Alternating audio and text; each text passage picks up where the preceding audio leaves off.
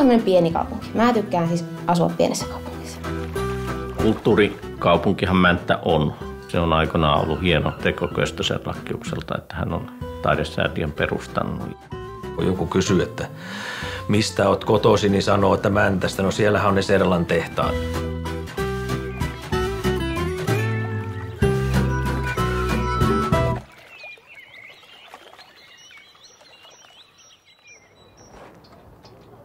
Hyvä. No. Asun täällä Mäntässä ja olen kotoisin Keurulta. 30-vuotias. Ja mulla on 5-vuotias poika Aleksi, täytti just viime lauantaina. Ja tulin kouluun 2000 vuonna tänne kauppaopistoon. Sitten tein vähän pätkähommia siellä sun täällä ja sitten pääsin niinku tehtaalle töihin.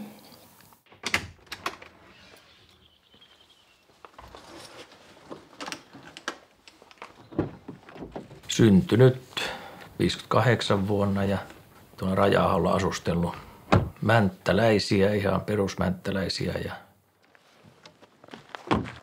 No Serlakkiuksen ammattikoulu, siellä niin kuin valmistuttiin tuohon työhön. Eli se niin kuin koulutti siihen paperitehtaalle. Siellä käytiin paperivalmistusta niin kuin työharjoittelun kautta ja sitten koulun kautta. Meillä oli muistaakseni 2 5 viikon tämmöistä koulujaksoa ja loput me oltiin niin kuin työelämässä. Ja siellä opeteltiin niitä töitä, mitä tehtaalla tehdään ja sitten käytiin normaalia koulua, missä käytiin paperivalmistusta läpi ja oli sitten tämmöisiä yleisiä aineita niin kuin matematiikkaa ja ynnä muita. Ja vuoden koulutus ja sen jälkeen sitten tuohon nykyiselle metsätissuille töihin ja siellä on vajaa 40 vuotta tullut tehtyä paperia.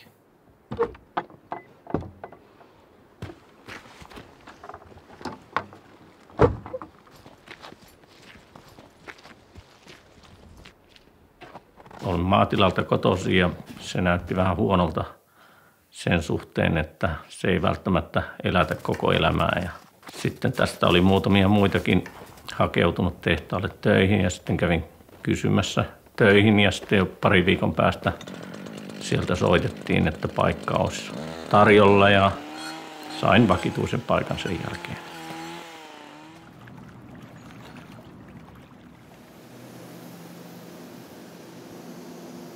Meillä on hyvä työporukka ja kyllä siellä se herjahan siellä lentää kyllä ihan suunnattomasti. Että monessa eri vuorossa on niin kuin hyviä jutunkertojia kyllä ja se liian vakava suhtautuminen siihen työhön, niin ei sitä kukaan jaksa. Siellä tulee pitkiä päiviä, jos se joutuisi olemaan niin kuin ilman huumoria tekemään töitä, niin ei tulisi kyllä kuuloonkaan. Niin kuin.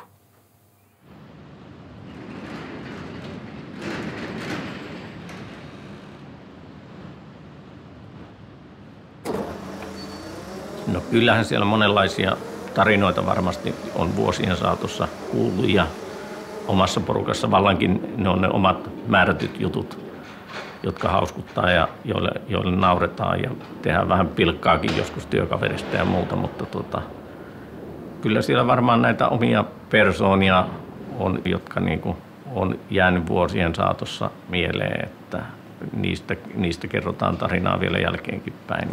Ja paikkoja, jotka on saanut nimensä jonkun entisen työntekijän mukaan. Että kyllähän siellä varmasti monenlaista tarinaa on muistoon jäänyt.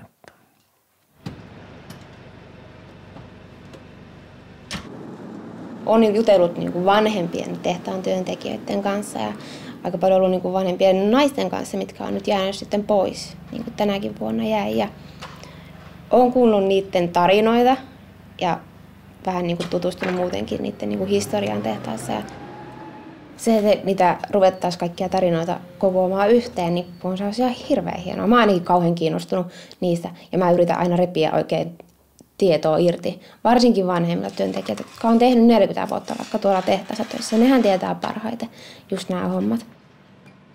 Ne pitäisi vaan kirjoittaa ylös ihan kaikki, koska siinä on niin paljon ja niin monipuolista niin kuin historiaa ja juttua, mitä tuolla on tapahtunut. Mutta se on harmi, että jos ne niin kuin jäisi kirjaamatta ylös, koska kuitenkin se on hieno asia. No niin, hei kaikille. Hei. Hieno nähdä. Moi. Moi. Mitäs kuuluu? Ihan hyvää, kiitos. Hyvää. Olisiko teillä jotain mielessä, miten me voitaisiin tätä Serlaa niin kuin tuo esille tässä kuluttajille. Mitäs me keksittäisiin? Niin. Miten me sitä saataisiin mänttäläistä sanomaa niin kuin jotenkin. Vanhatkin on hyviä sloganeita, niin sellaisen olla pitää. Joskus aikanaan kirjoitin työkaverin kanssa ylös joitakin niitä semmoisia hauskoja tarinoita tai täällä tehtaan niin kuin sisällä ja tuossa lähialueellakin sattuneita tapauksia, mutta valitettavasti mä en muista yhtään, että mihinkä se kirja tai vihkonen on joutunut. Että täytyisi uudestaan ottaa työkaverin kanssa puheeksi, että missä päin se menee. Siis jos sitä hyviä löytyy, niin niitähän voi käyttää vaikka mainontaa tai johonkin, jos niin. Hyviä lauseita löytyy sillä lailla. Niin.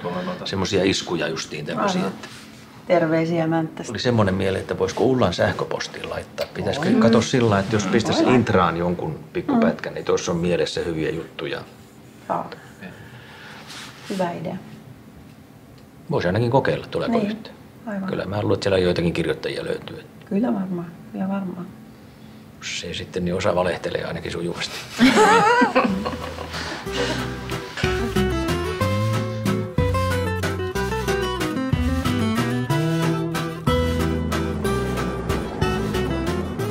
Mä oon tässä.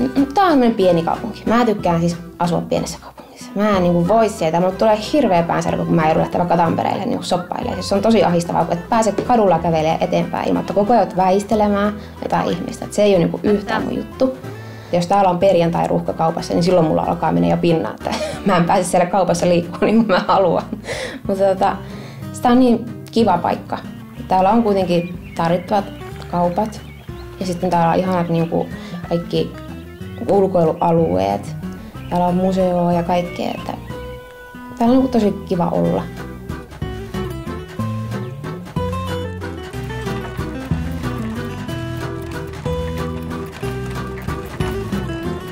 Töihin ei ole koskaan sillä ollut vaikea lähteä, että aina on niin kuin tykännyt mennä töihin ja siellä on mukava käydä töissä, sanotaan näin. Se on semmoista vaihtelevaa, että koskaan ei ole päivät ihan samanlaisia. No mä oon erittäin tyytyväinen tähän ja mä en vois kuvitella itteni tekemässä toimistotöitä. Mä kokeilin sitä vähän aikaa ja mä vihasin sitä oikeastaan. Että se ei ollut mun juttu näpytellä tietokonetta 8 tuntia. Että siinä ei päässyt tekemään mitään niin kuin fyysistä. Sä vaan istut ja näpytät ja tuijotat ruutua. Se oli niin todella tylsää hommaa, että tuolla pääsee tekemään käsillä hommia. En haluaisi kyllä edes hakea muualle töihin. On tosi tyytyväinen. Torihan on hirveän tärkeä paikka. Siis perjantai-tori kesäaikana, niin siellähän on kaikki mänttäläiset. Jos sanotaan juhannustori vallankin, niin siellähän on siis väkeä aivan älyttömästi. Se on mänttäläisille varmaan tärkeä paikka. Kyllä mänttäläinen on aika seurallinen ihminen. Kyllä heidän kanssa toimeen tulee aika mukavasti. Se on muuten Serlalle pelkkää juhlaa, kun kansa oikein paljon paperia tuhlaa. Niin.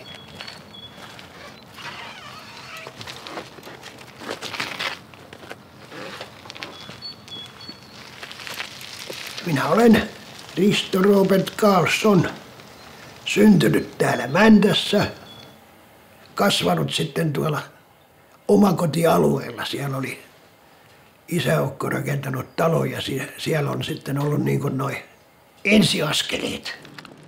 Koulu minulta jäi ainakin vähän niin kuin kesken, että minä en käynyt kuin 3 vuotta yhteiskoulua, että sanotaan aina niin, että äiti otti musta lääkäriä, mutta kiekko söi mun sieluni, että jääkiekko alkoi kauhean nuorena.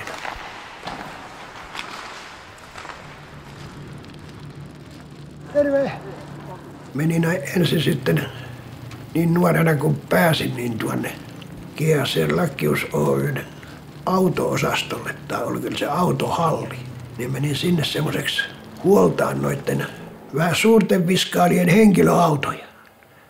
Siellä alkoi mun niin kuin työelämä tuossa Serlakius Oy:ssä.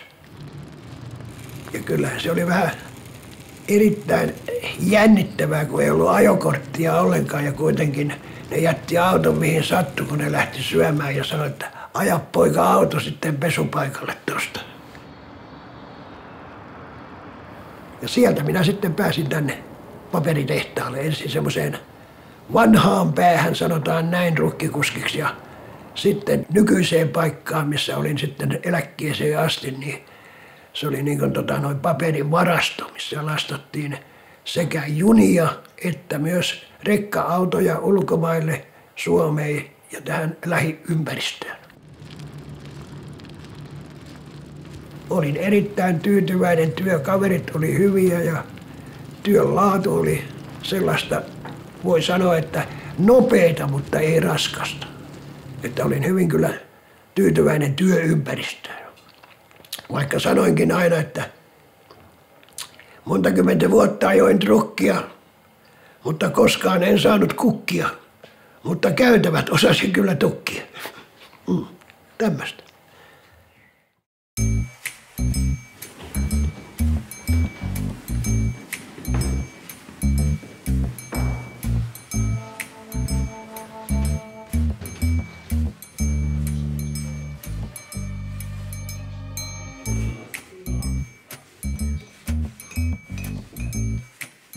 Pyyhimmillä pyyhit, mutta serlalla loput.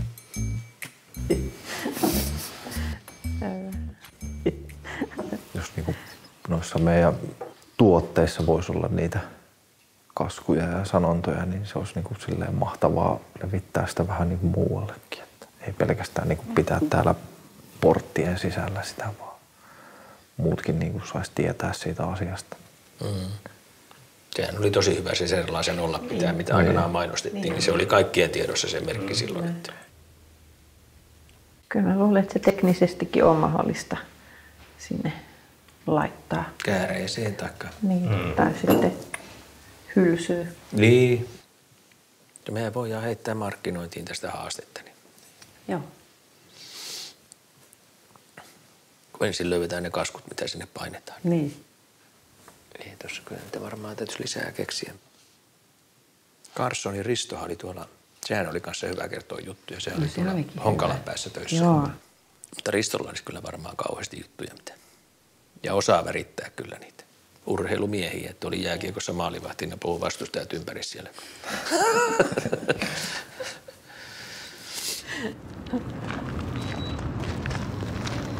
Moi Risto! No moikka! Mitä tytär? Mahtavaa! Moikka! Meneekö paremmin kuin vuonna 18? Oi Risto! 17 vuotta kun mä oon täällä käynyt. No niin, Niin, hyvä, että 98. tuli. Nyt on 2015. Niin. Joo, kyllä on muuttunut, pojat, on muuttunut. On muuttunut, kyllä. Kuule, täytyy sanoa, että onko täällä nyt sitten se toinen puoli vielä tämmöinen käytävä tuolla? On joo. Joo, no se Ja sitten lastaussillat on tuolla. Joo, selvä. Ne oli varmaan sun aikaa vielä. Oli, joo.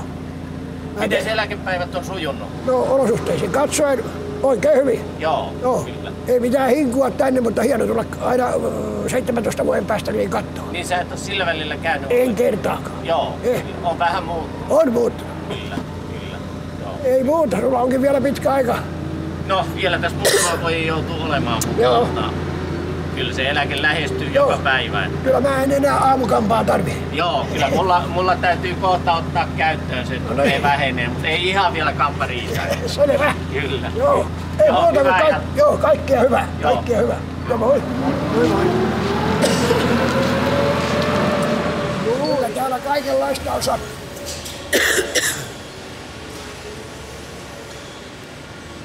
Joo, että on tää laajaksi käynyt, herran jesta. Ja näin pienessä aikaa. Tästä sitten mentiin, perse-eellä ajettiin melkein koko ajan perse-eellä, että harvemmin etuperit. Niin. Se oli, että Makille. Niin. Vaimo ties, kun tuli kotiin 10, niin sanoi, että nyt sä syökkää puuroa varmaan aikaa, kun oli niin katu vinossa, niin. Joo. Kyllä.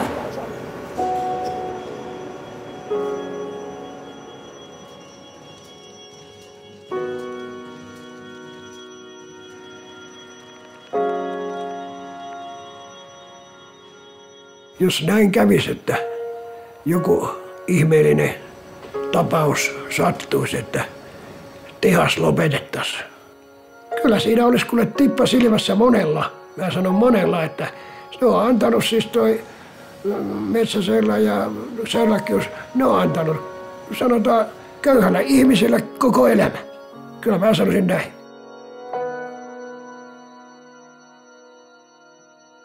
Jos ei tehasta olisi, niin ei olisi koko Mänttää. Kun mietit, että kaikki tavallaan kuitenkin on perustunut tuon tehtaan ympärille. Nyt tässä odotellaan sitten 150-vuotisjuhlia, että nehän tässä muutaman vuoden päästä on, että kyllä varmaan vanha GA tuolta pilven päältä tykkäisi katsella, että Mäntässä juhlitaan niin kuin hänenkin aikanaan on juhlia pietty.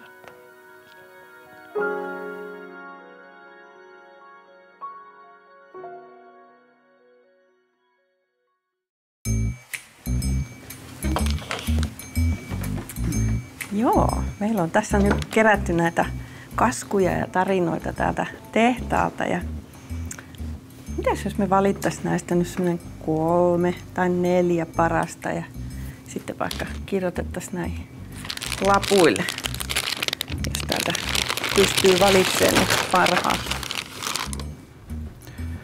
Tuo on mun mielestä aika hieno tuo. Meillä sanotaan, että servetti on sivistystä. Siitä tulee niinku sellainen itsellekin sivistynyt olo, että pyyhitään suupieleen. Ja tää on mun suosikki kanssa, tää pyyhimmillä pyyhit, mutta serlalla loput. Joo, se on klassinen. Näistä on kyllä aika vaikea valita. Pitäisi miettiä, miten me saataisiin nää sinne rullan sisälle.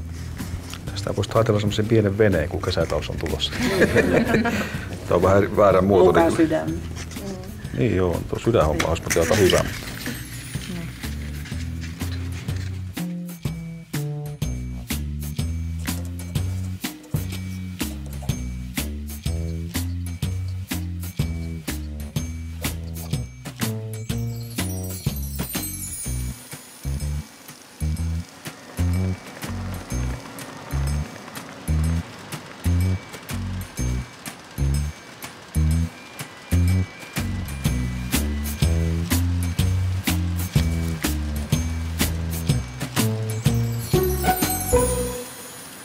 Täällä ei muuten astuta länttää.